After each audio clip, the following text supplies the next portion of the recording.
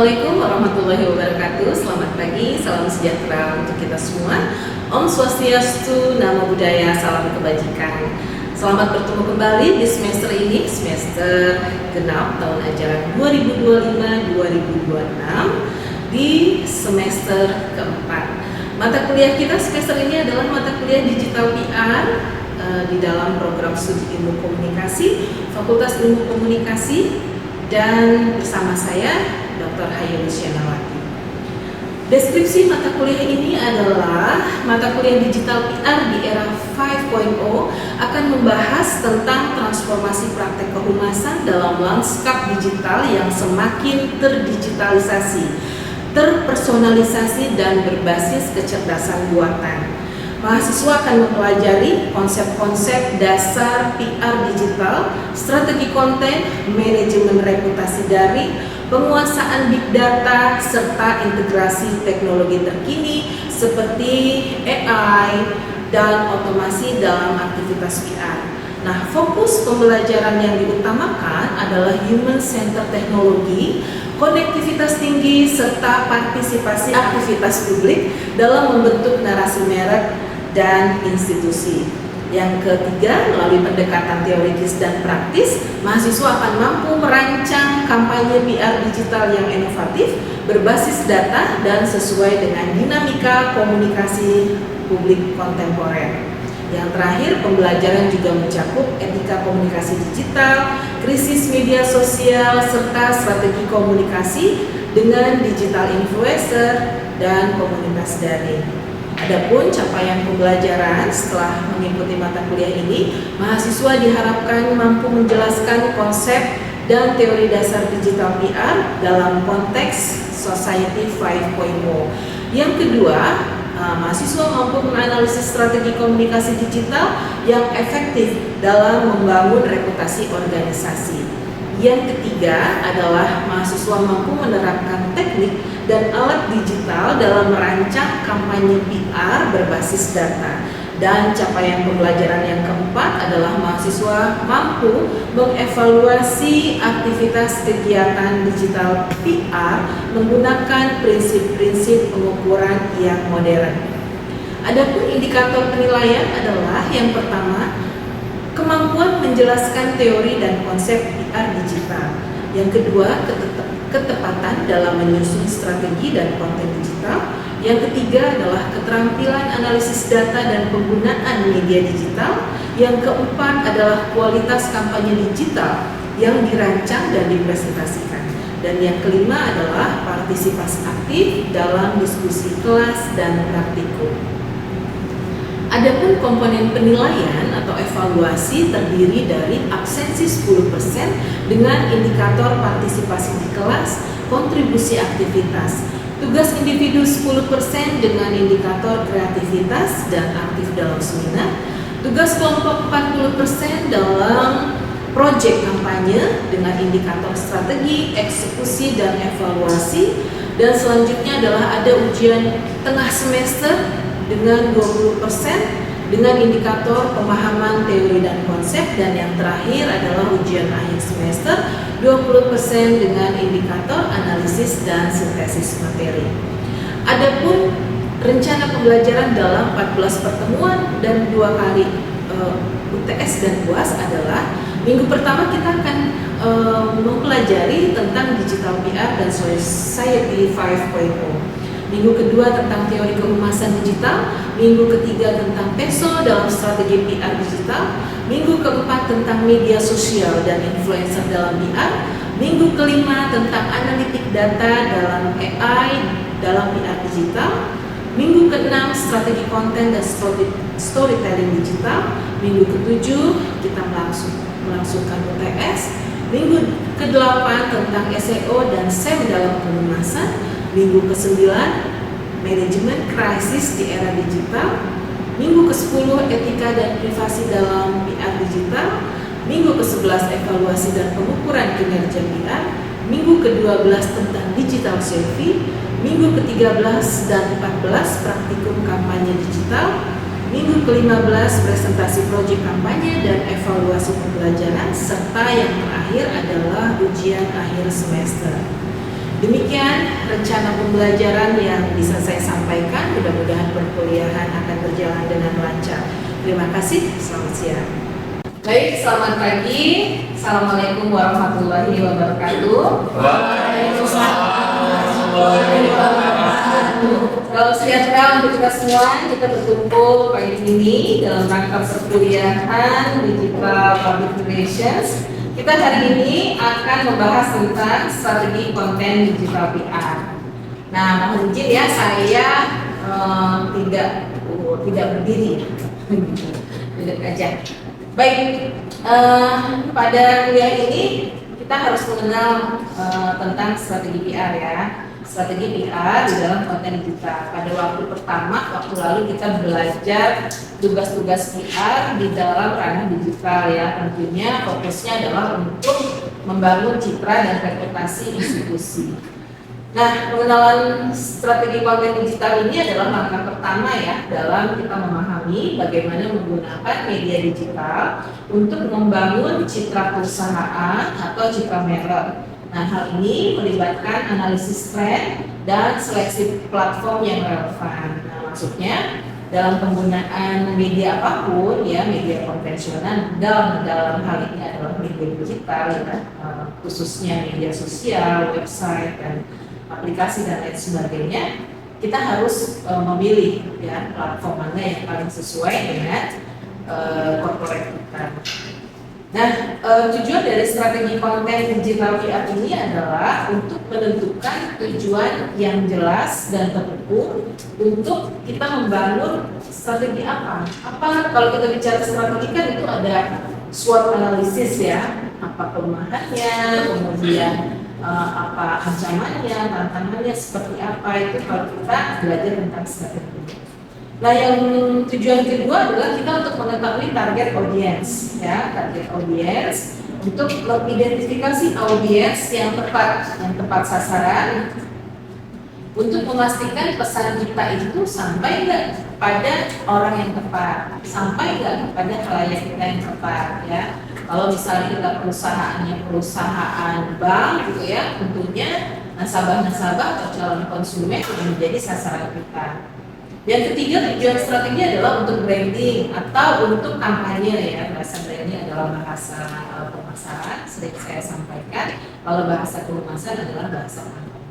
Nah, artinya humas ini kan tidak hanya ada di korporat, tidak hanya ada di institusi pemerintah ya, tapi juga ada di lembaga-lembaga swasta. Nah, makanya branding atau membangun citra dan identitas dari perusahaan ya atau merek melalui konten.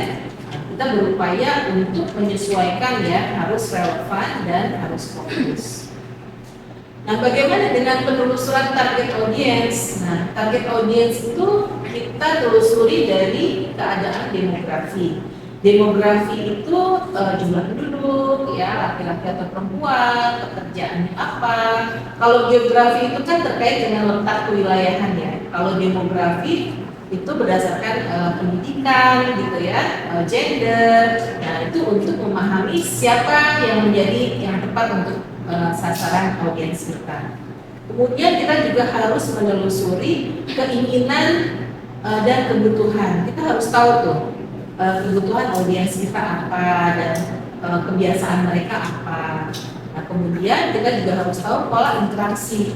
Kenapa? Karena untuk melacak bagaimana audiens ini berinteraksi dengan konten digital dan apa teknik yang paling efektif, sehingga di media sosial itu kan misalnya di Instagram ya kalian ada love, like gitu ya, ada share dan sebagainya. Nah, itu terkait dengan audiens. Nah, terus gimana penyusunan konten yang relevan ya? Sebelumnya kita juga dalam menyusun konten itu strateginya adalah riset. Ya kan, riset dulu nih apa kesukaan konsumen, riset pasar, riset audiens ya untuk memahami kebutuhan mereka. Terus yang kedua kolaborasi tim nih. Nah, saya yakin teman-teman semua sudah punya timnya ya.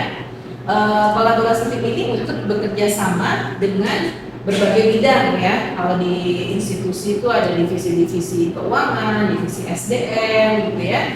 Divisi humas tentunya untuk memastikan konten yang sesuai dengan visi misi perusahaan. Yang ketiga, penyusunan konten yang relevan itu membutuhkan kreativitas yang tanpa batas gitu.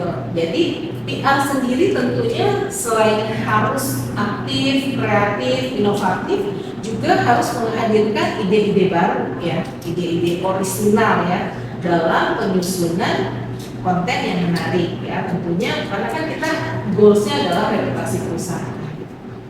Nah, gimana mendistribusikan konten digital tadi? Pemilihan platform ya, media sosial, website atau aplikasi apa yang relevan untuk audiens kita. Kalau perlu misalnya butuh aplikasi sudah dibutuhkan oleh audiens ya kita harus bikin aplikasinya. Kemudian yang kedua dibutuhkan distribusi konten yang sesuai jadwal gitu ya, publikasi yang sesuai jadwal yang sudah direncanakan untuk meningkatkan visibilitas konten. Nah, yang ketiga distribusinya melalui optimasi SEO ya. Ini biasanya di website ya, agar konten mudah ditemukan gitu ya melalui mesin pencarian. Nah, sekarang apalagi sudah ada AI ya, sudah bertransformasi, kita tinggal mencari yang sesuai dengan apa yang dibutuhkan oleh perusahaan kita. Nah, pengukurannya dan analisis kinerjanya ada matriks kinerja utama ya, itu melacak tentang jumlah tayangan, konversi, tingkat interaksinya seperti apa. Kenapa saya pernah bilang sebelumnya masing-masing platform itu punya rumus-rumus algoritmanya sendiri gitu ya. Terus kemudian ada ditinjau dari peninjauan data ya untuk menganalisis data, untuk menentukan efektivitas dan kesuksesan konten gitu ya. Kenapa? Ada setiap check out, ada setiap melakukan transaksi pasti diminta coding gitu ya, itu untuk peninjauan data. Kemudian untuk pembaruan strategi ya, pengukurannya, dan jadi gimana melakukan penyesuaian berdasarkan hasil analisis kinerja konten yang sebelumnya. Nah, nanti kita belajar evaluasi ya dari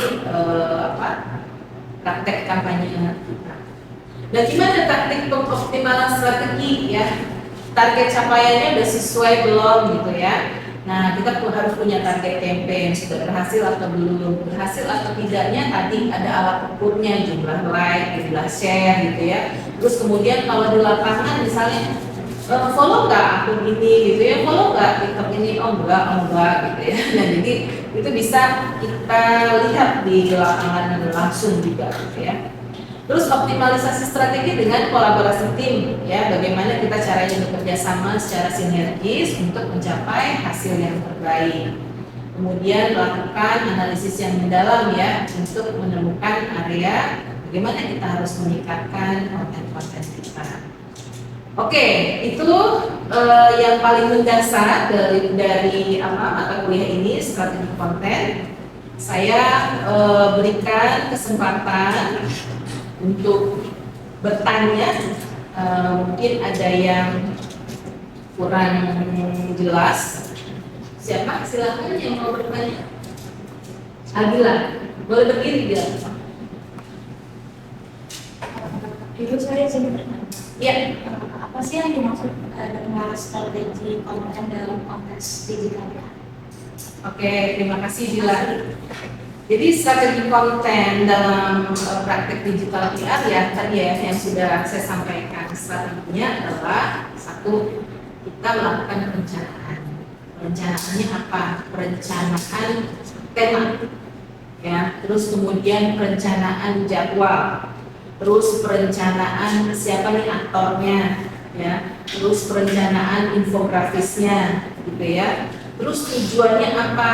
Yang pasti kalau tujuan utamanya kita untuk engage, terus supaya untuk campaign itu, kalau campaign membangun kesadaran, membangun pengetahuan, terus meningkatkan citra yang positif ya, terus kemudian membangun hubungan baik ya, tadi engage yang membangun hubungan baik tentunya lewat media digital.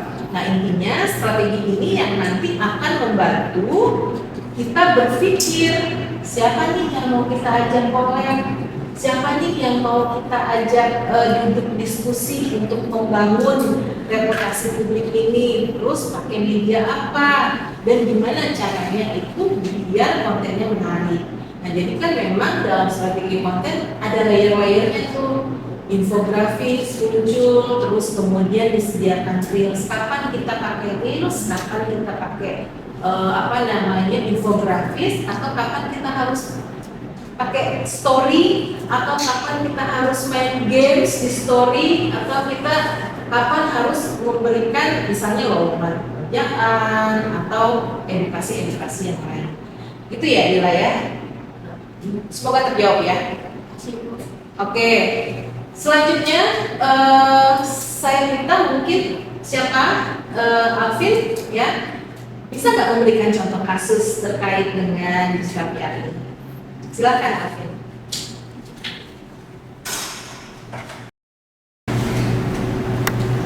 Sebelumnya terima kasih Bu Ayu telah memberikan waktu dan tempat untuk saya menjelaskan. Teman-teman, Assalamualaikum warahmatullahi wabarakatuh. Waalaikumsalam warahmatullahi wabarakatuh. Saya mau ambil garis besar untuk kesimpulan sedikit saja. Yang Komnet itu seperti apa? Komnet itu sebuah tim yang melakukan penggunaan platform media sosial, yaitu salah satunya Instagram. Di dalam Komnet, kita memiliki beberapa tim untuk mensukseskan sebuah dan hasil yang akan diberikan kepada followers atau yang lain untuk menghidupkan dari konten tersebut. Seperti ada tim research, tim sosial media, tim content creator, content plan infografik. Dari beberapa tim tersebut itu memiliki job-desk untuk menghasilkan sebuah konten yang maksimal. Oke, konten tersebut itu berupa ada video reels, story Instagram, dan infografis. Dan ketika kita mengupload konten itu sesuai dengan timeline yang sudah dibuat oleh content plan, oleh tim research, oleh tim kreator, dan lain-lain. Contohnya, ya untuk tahun yang lalu 2024 kita telah mengadakan seminar. Apa yang kita jalani teman-teman seminarnya? Digital Library. Apa? Digital Library. Siapa aja itu? Narasumbernya? Kadevira. Itu salah satu contoh riset kita ketika event offline mengadakan digital library tersebut. Sebenarnya contoh-contoh lain seperti kita memiliki insight dari yang ada di salah satu post Instagram kita, itu ada insight manipulatif, playing victim, dan gaslighting. Dan ada salah satu juga informasi salah satu paus yang diangkat pada acara tahun lalu itu adalah paus pertama dari Amerika. Untuk informasi lebih selanjutnya bisa stay tune terus di IG Komnet, commnet.id, dan jangan lupa follow. Thank you. Assalamualaikum warahmatullahi wabarakatuh. Nah, ini saya harus berpihak. Oke, tadi itu ya perkuliahan kita tentang strategi konten digital kita. Nah, selanjutnya boleh dong siapa yang bisa memberikan kesimpulan dari akhir mata kuliah ini? Silahkan. Messi. Ya, silakan berdiri, Mes.